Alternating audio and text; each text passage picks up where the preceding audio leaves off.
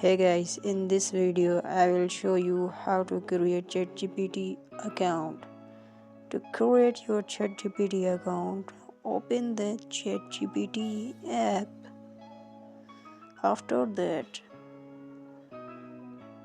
there will be a pop-up on your screen. Simply click on the continue button, and then here the top right corner there is sign up button. So simply click on it.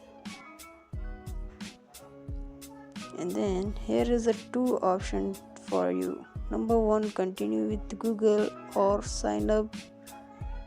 You can choose one of them.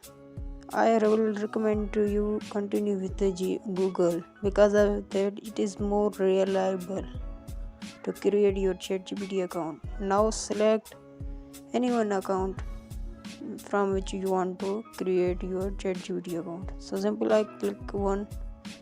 Boom, now my ChatGPT account is created. Here I am showing you that I type hi and enter the command.